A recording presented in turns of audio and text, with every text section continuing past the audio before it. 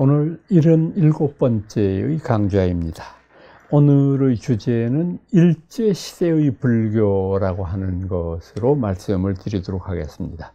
1910년부터 1945년, 그 36년 동안의 우리 불교는 과연 어떠한 변화를 겪었고 또 어떠한 불교의 위상을 살리기 위한 노력들을 했겠는가 하는 것을 말씀드리려고 하는데, 우선은 이 시대의 가장 중요한 불교적인 사건은 뭐냐 하면은 1911년 저희들이 한일 합방을 당한 바로 그 이듬해에 이른바 조선 사찰령이라고 하는 것이 반포된 것, 이것이 그 효시가 됩니다.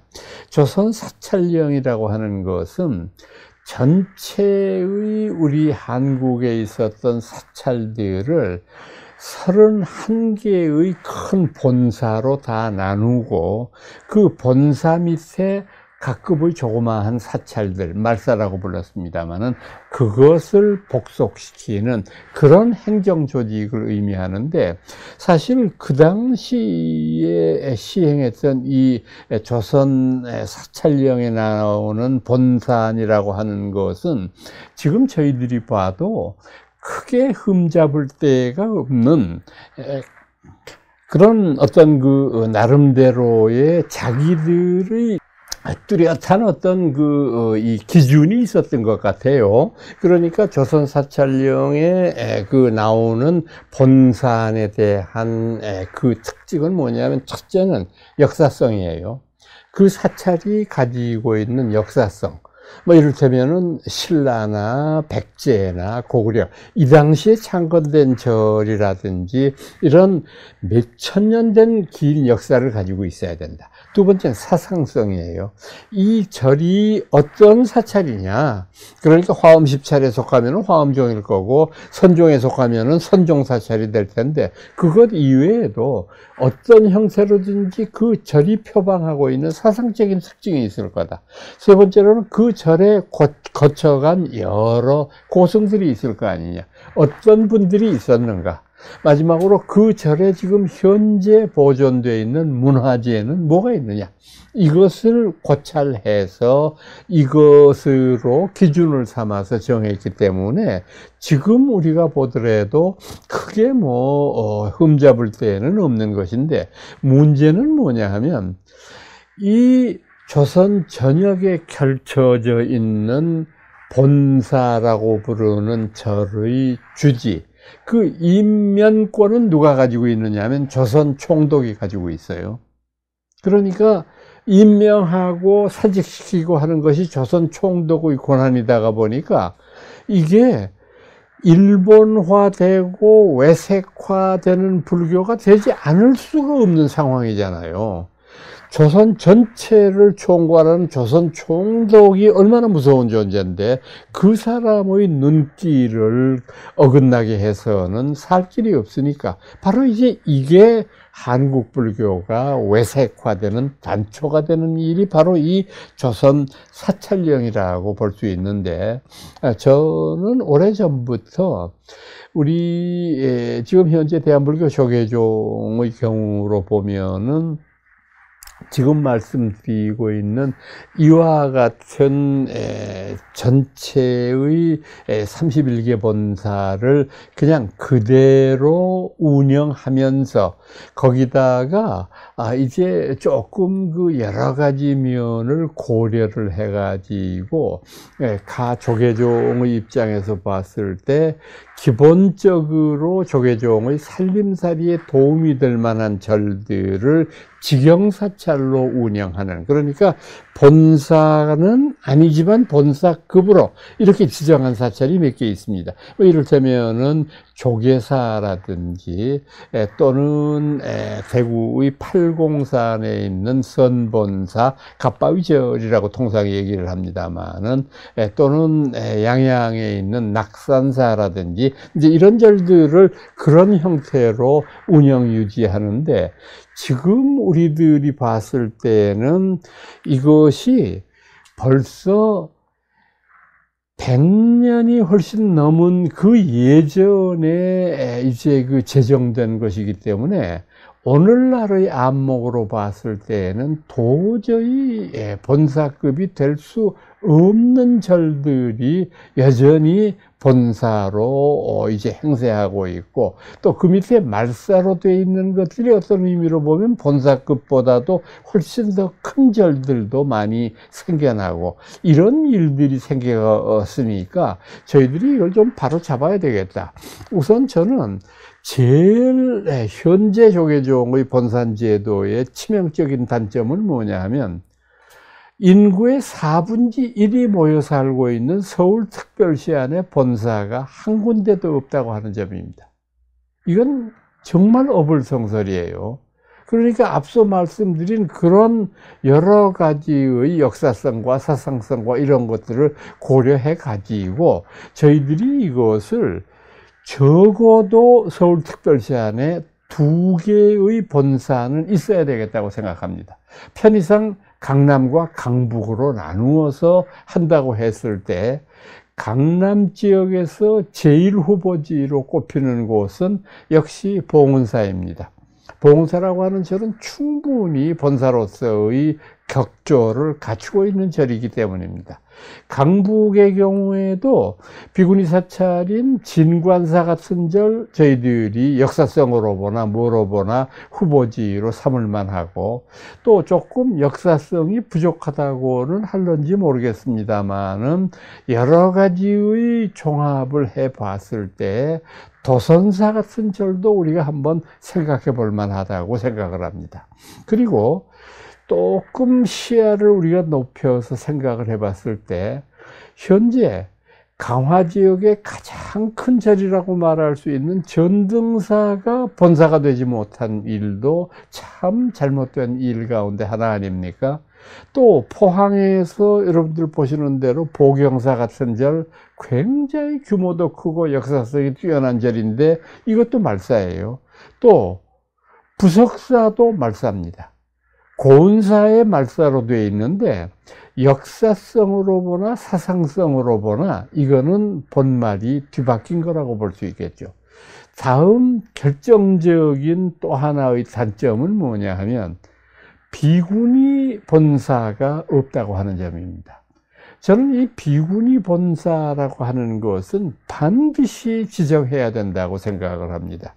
그래서 비구니 본사로서 교종의 수사찰로는 청도의 운문사, 그리고 수원의 복령사, 이 두 절을 지적을 해야 될 것 같고, 선종의 사찰로서는 하나의 본사급은 될 수 없지만은 성남사 같은 절, 또 비구니 스님들 계시고 있는 수행하고 있는 이제 그 수덕사의 수도암 같은 그런 암자도 저희들이 본사로 지정해 볼 만한 가치가 있다고 생각을 합니다. 그러니까 이렇게 해서 비구니 본사를 지정하고 서울특별시 안에 본사를 지정하고, 또 절의 규모가 완전히 본말이 전도된 경우는 큰 절을 본사로 하고 작은 절을 말사로 삼는 이런 행정개혁을 이루어내야 된다고 생각을 합니다.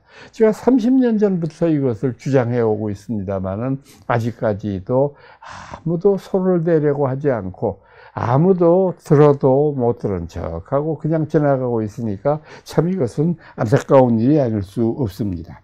자, 조금 전에 제가 말씀드렸던 대로 불교의 외색화 경향이 이 일제시대 때에는 굉장히 성행했는데, 외색화라고 하는 말은 한마디로 표현을 한다고 하면은 승려의 결혼, 육식의 허용, 뭐 이런 일들입니다. 이런 일들은 그 이전까지 청정비구를 표방하는 한국 불교에서는 볼 수 없었던 그런 의지들이었는데, 이게 조선이 일제에 강압을 당하고 난 다음에는 이런 일들이 자행되게 된다. 그러다가 보니까 외색불교가 아주 가속화되는 그런 잘못된 경향을 낳게 된다라고 말할 수가 있습니다. 이 일제시대 때에 활약했던 우리나라의 가장 대표적인 선승으로는 경허스님을 꼽을 수가 있죠. 경허스님은 1849년에 태어나셨고 1912년에 입적하셨는데 정말로 이분의 삶은 무예의 기행이었다고 말할 수밖에는 없습니다. 참 철저한 자유인이 바로 이 경허스님이었는데 이분의 그 오도 깨달음의 그 인연도 참 기이하죠. 이분은 정말 당시에 많은 이제 그 한국의 불자들 또는 비불자들의 심금을 울리는 명강사였는데 이분이 동학사에 머물고 계실 때입니다. 계룡산 부근에 이제 그 주거를 하고 계시면서 이제 그 많은 사람들을 교화하셨는데 뭐 언제나 이분이 법문할 때에는 인산인해를 이루는 그런 모임이었는데 어느 날 이분이 볼일이 있어가지고 대전 시내에 갔다가 볼일을 마치시고 이제 그 동학사 로 돌아오실 때 이제 해가 저물고 그래서 참 이 동학사까지 가는 길이 뭐 그 당시까지에 얼마나 어려웠겠습니까? 뭐 타는 것도 변변치가 않고 걸어서 그냥 주로 이동할 때니까 그래서 이제 당신이 동학사 가는 길을 깜깜 밤중에 이제 혼자 뚜벅뚜벅 찾아가는데 당신이 늘 아침 저녁으로 보고 있던 화전민 마을이 있었거든요. 그래 그 마을을 이렇게 지나면 이제 동학사가 멀지 않아서 아이고 이제 거의 다 왔구나 하는 생각을 하고 화전민 마을에 들어갔는데 뭔가 분위기가 좀 이상해요. 뭐 이렇게 뭐가 타는 냄새 같은 것도 나고 또 깜깜한 밤인데 뭐 불을 이렇게 지피면서 불을 태우는 흔적들도 보이고 집집마다 또 문을 다 닫아 걸고서는 일체 사람 내색도 없고 이상하다 싶어서 뭐 익숙한 자리니까 이제 몇 군데 두들겨 봤어요. 계시오 그랬더니 웬 이제 그 신도가 나오면서 아유, 스님 여기 계시면 안 됩니다. 얼른 절로 피신하셔야 됩니다. 왜요? 무슨 일이 있습니까? 그랬더니 아유, 지금 여기에 역병이 돌아가지고 지금 스님 여기 이상한 냄새 나죠? 이 역병을 막으려고 저희 마을 사람들이 시체를 지금 태우는 냄새입니다. 그러니까 스님 여기 한시도 계시면 안 됩니다. 얼른 동학사로 가셔야 됩니다. 그래서 스님이 그 말을 듣고 난 다음에 머물 수가 없잖아요. 그래서 조금 이제 거의 다 왔는데 싶어서 얼른 이제 동학사로 발길을 돌렸습니다. 동학사에 들어와서 이렇게 이제 몸을 딛고 앉으시니까 이분의 머릿속에 별의별 생각이 다 들어요. 금방이라도 병균이 몸을 이렇게 기어다니는 것 같은 느낌이 들고 또 안에서 어디가 아픈 것 같은 느낌도 들고 뭐 밤을 꼴박 새울 정도로 그렇게 괴로웠어요. 그때 이 경허스님이 나름대로 큰 깨달음을 얻었어요. 내가 평소에 법문할 때에는 청산유수처럼 뭐라고 말했느냐 하면 나고 죽는 게 똑같다. 나는 것은 한 조각 구름이 일어나며 죽는 것은 한 조각 구름이 쓰러지는 것이다. 이렇게 멋들어지게 얘기를 했는데 정작 내가 죽을지도 모른다 하는 생각이 드니까 여태까지 했던 말은 하나도 진실한 말도 아니고 그냥 내가 멋들어지게 말한 것일 뿐이지 나는 나고 죽음이 뭔지를 아직도 모르고 있구나. 그래 그 다음날 아침에 일어나자마자 모든 모여있는 그 절에 온 객성들이라든지 또는 일반 속인들이라든지 다 모아놓고 다들 집으로 돌아가십시오. 저는 지금 개인적인 이유 때문에 도저히 앞으로 더 강의를 진행할 수가 없게 됐습니다. 그러니까 미안합니다. 양해해 주시기 바랍니다. 법사님이 법을 설하지 않겠다는데 어떻게 해요? 그래서 많은 사람들이 참 이상한 일이다 하고서 다 헤어졌습니다. 그러다가 보니까 이 문전성시를 이루고 있던 동학사절이 하루아침에 정말 텅 빈 절간이 되어버렸어요. 그때 다 사람들이 물러난 것을 확인하고 난 다음에 경화 스님이 뒷방에 들어가서 시자를 불러서 일렀습니다. 내가 나오기 전까지는 절대 이 문을 개봉할 생각을 하지 말아라. 내가 안에서 문고리를 다 걸어 잠그고 아무도 못 들어오게 할 테니까 절대 내 방 근처에도 얼씬도 하지 말아라. 그저 내가 이제 혹시 죽을까 걱정이 된다면은 요 밑에다가 내가 조그만한 이제 이 텐마루 위에 있는 그 문 쪽에다가 조그만한 스물 만들어 놓을 테니까 그곳으로 주먹밥이나 한두 덩어리 만들어서 하루 한 끼씩만 보내라. 그러면 그걸로 내가 목숨은 유지할 것이다. 그리고 난 다음에 이분이 그 안에 들어가서 절대 바깥 출입을 안 하고 아무도 못하게 하면서 오로지 좌선 정진에 정진을 하셨습니다. 어느 정도 이분이 심하게 정진을 하셨느냐 하면은 불철주야 공부를 하시다가 보니까 밤이 되면은 자연적인 현상으로 졸음이 몰려오잖아요. 그런데 이 큰 스님이 조는 그 시간도 아까워가지고 그때도 정신을 바짝 차리고 정진을 하기로 생각을 하니까 졸음을 쫓을 수는 없잖아요. 그래서 이분이 어떻게 했느냐 하면은 선반을 하나 이 자신의 가슴 높이 위로 만들어 올리고 그 선반의 밑에는 뾰족한 송곳들을 꽂아가지고 놓고 이러고 참선을 시작했어요. 꾸벅하다가 이것이 밑에 목덜미를 찌르니 피가 나고 얼마나 아팠겠어요. 그럼 다시 정신을 차리고 이렇게 정진을 하신 지가 석 달 열흘이 지나도록 이분이 나오지를 않아요. 시자는 그저 하루 한 번씩 주먹밥 들어갔던 그 빈 그릇이 나오면 스님 안 돌아가셨구나. 그 다음 날 아침에 넣으면서 스님 부디 몸 조심하십시오. 이런 말 드릴 뿐 아무것도 할 일이 없어요. 그런데 어느 날이었습니다. 어느 지나가던 나그네가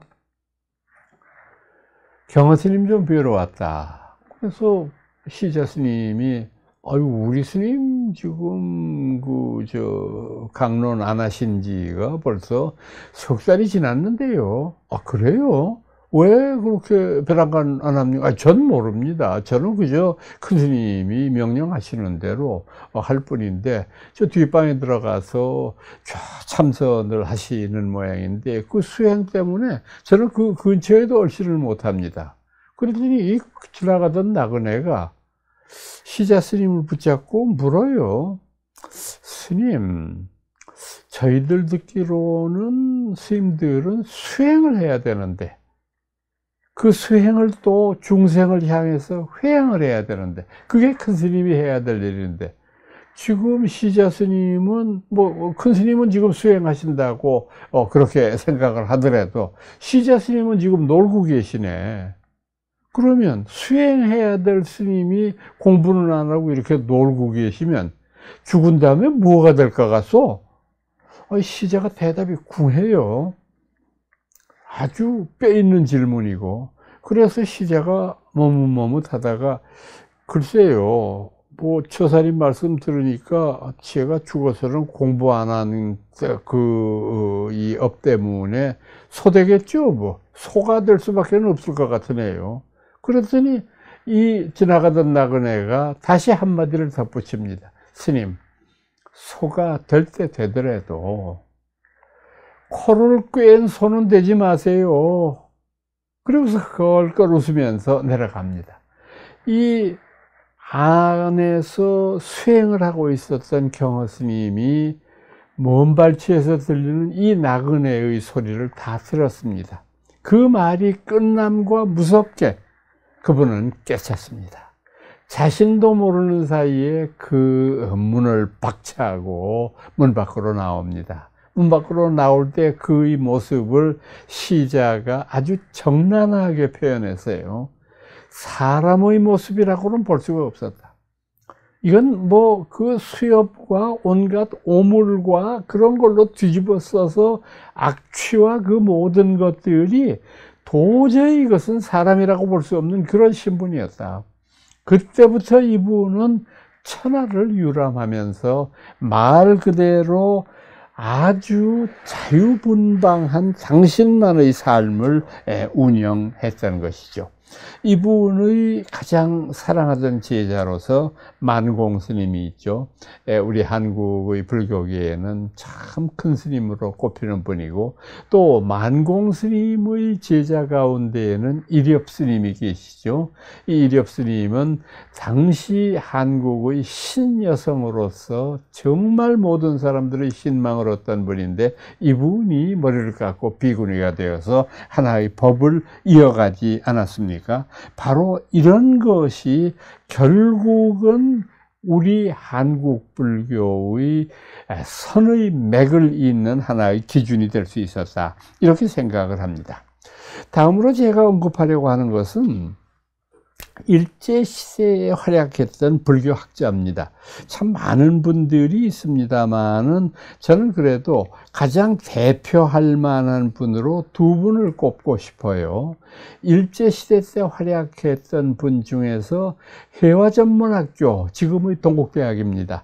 이곳을 중심으로 연구 정진했던 분으로는 퇴경 권상로 선생이라고 하는 분이 있었어요.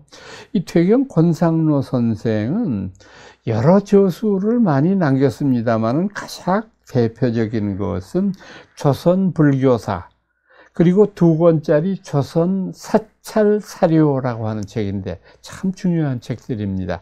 조선 불교사라고 하는 것은 나름대로 우리 한국 불교의 역사를 똑똑한 자기의 역사의식을 가지고 집필한 것이고, 조선 사찰사료라고 하는 것은 여러 가지의 면에서 한국의 사찰들이 가지고 있는 많은 중요한 것들, 남들이 중요하다고 생각지도 않았던 것들을 다 모았습니다. 그러니까 아마도 퇴경 선생이 자극을 받았던 것은 조선 총독부에서 간행되었던 조선 금석총남이라고 하는 책 때문에 그랬을 겁니다. 조선 금석총남이라고 하는 책은, 금석문이라고 하는 것은 왜 옛날 그 절에 그 뒤편에 보면은 전각 같은 거를 만들어서 거기다가 그 절의 유래라든지 또는 그 절의 큰 스님에 대한 행적 같은 것을 적어 놓은 것들을 금석문이라고 그러거든요. 이걸 조선 총독부에서 발간을 했는데, 매우 미안한 말이지만 총독부에서 발간한 이 조선 금석가 총남이라고 하는 책은 거의 절반이 오자예요. 탈자고. 왜 그러냐 하면은 이 조선 총독부에서 그냥 행정명령으로 지시를 내린 거예요. 각 본사에다가, 말사에다가 공문을 보내서 그 말사에 소재하고 있는 여러 가지 금성문들을 조사해서 그 금성문들에 대한 글호를 몇 월 며칠까지 조선 총독부로 보내기 바란다. 그러니까 이게 비석에 새겨진 글을 읽는다고 하는 것이 얼마나 어려운 일입니까?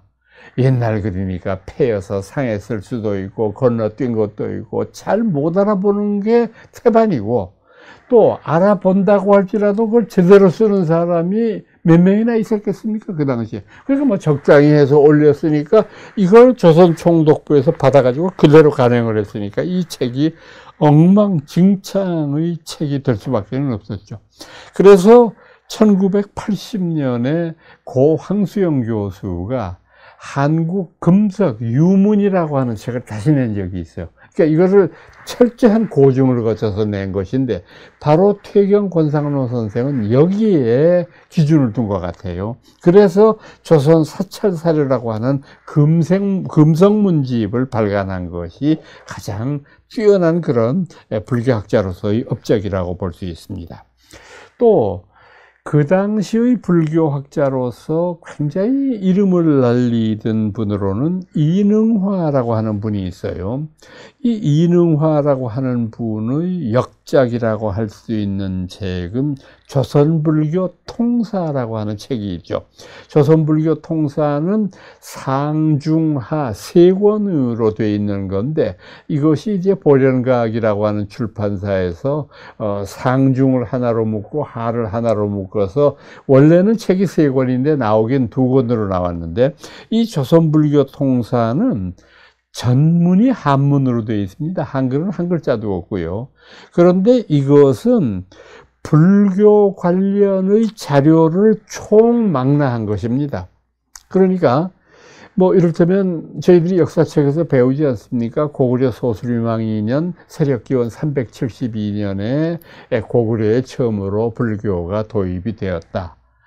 이 기사를, 한국 측의 기사를 그대로 싣고 중국 측의 기사를 그대로 담아서 싣고, 이런 식으로 이차돈 성사가 527년에 순교하셨다. 이 기사가 있으면 그 기사에 대해서 삼국사기에는 뭐라고 기록을 했고, 삼국유사에는 뭐라고 기록을 했느냐, 동경잡기에는 어떻게 나오느냐, 이걸 전부 뽑아서 넣은 말 그대로 한국 불교 관련 자료집으로서는 완벽에 가까운 저술이라고 볼 수 있습니다. 그러니까 아주 훌륭한 책이면서도 독창성은 결여됐다고 볼 수밖에 없죠. 그냥 자료집으로서의 모은 것인데, 저는 아직까지도 이 조선불교 통사를 불교의 논문을 쓰거나 또는 불교의 중요한 글을 쓸 때는 지금도 그걸 참조를 합니다.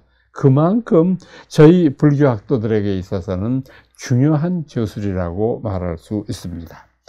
또 이분은 불교에 대한 저술만 남긴 것이 아니라 아주 다양한 분야에도 이제 저술을 남겼는데, 이를테면은 조선 도교사, 한국의 도교의 역사, 사실 이것은 유교의 역사도 정리되어 있고 불교는 말할 것도 없는데 도교의 역사를 정리했다고 하는 것도 상당히 주목할 만한 일인데, 그런 것도 집필하셨고, 또 당시의 학자로서는 조금 어울리지 않는 조선 해어화사라고 하는 책을 내셨는데, 해어화사라는 건 뭐냐면 조선 기생열전이에요.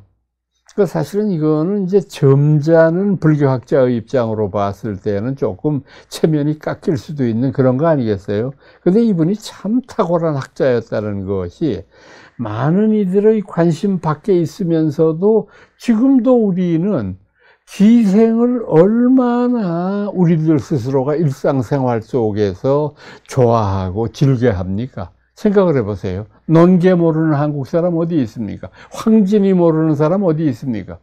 그만큼 우리가 기생에 대한 관심을 가지고 있으면서도 그것이 천민이기 때문에 이거는 굉장히 이중적이고 위선적인 행동이라고 생각했던 거죠. 그래서 잃어버리기 쉬운 한국 기생들에 대한 것을 전부 집필을 해놨어요.